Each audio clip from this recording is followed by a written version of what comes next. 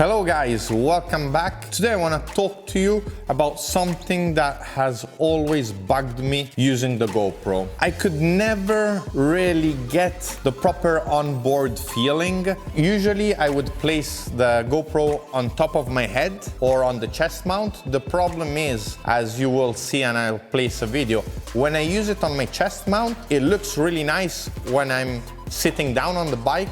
But as soon as I stand up, the GoPro is just showing the fuel tank and you can't really see the track.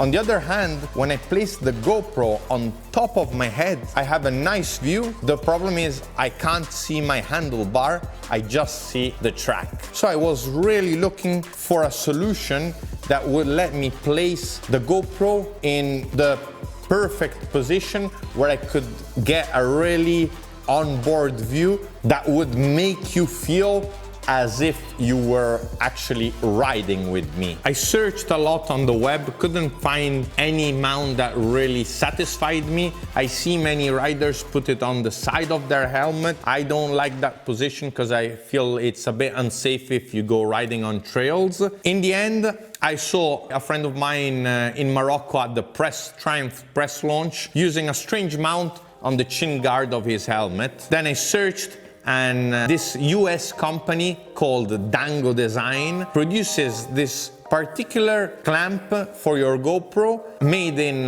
very robust and resistant plastic with a stiff spring that lets you clamp the GoPro almost anywhere, not only to your helmet chin guard, but you can even place it on a backpack, or I don't know, even I want to try and see if I can place it even on branches when I'm trail riding and get some cool footage.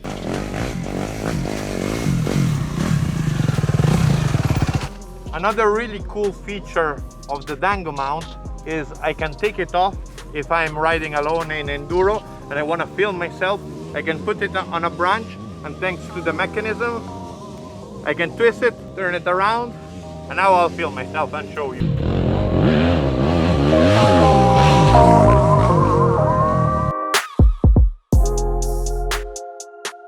Some of the cool features of this gripper mount are the fact that the front part has enough space for it to be placed on the helmet chin guard. On the top, we have a very soft rubber over the plastic that lets the clamp adjust to more or less to any surface we place it on without damaging or scratching anything, as it's very soft rubber. It's mounted with a very stiff spring, so I won't have to worry about this falling off. Lastly, we can twist the GoPro around, and I think this comes in very useful if we need to quickly change the angle or the view of our action camera. You just press the spring and turn it of 90 degrees. It locks every 90 degrees. Potentially you can even leave it at 45 degrees, but it won't lock. So if you're maybe putting it on your helmet where you have a lot of vibration, it's not recommended. But if you're clamping it, for example, on a tree, you can leave it even to a different angle. The mount already comes with the screw to screw on your GoPro. We also have a small latch. I think I'll take this off because I don't want it flapping around while I'm riding. It's pretty compact, and I think this might be my new favorite GoPro mount that I'll bring with me to every press launch and bike test. This mount comes in 3 different colors: orange, blue, and black. But let me show you how easy and quick it is to clamp on your helmet. We squeeze as much as possible the spring, place it on the chin guard. It feels very firm and stable. I think this is thanks to the design, because on the lower side we have some like teeth that really don't let it slide, and also the soft rubber gives it even more grip. Let's place our GoPro and then let's head to the track. Let's see if this gripper mount satisfies our expectations.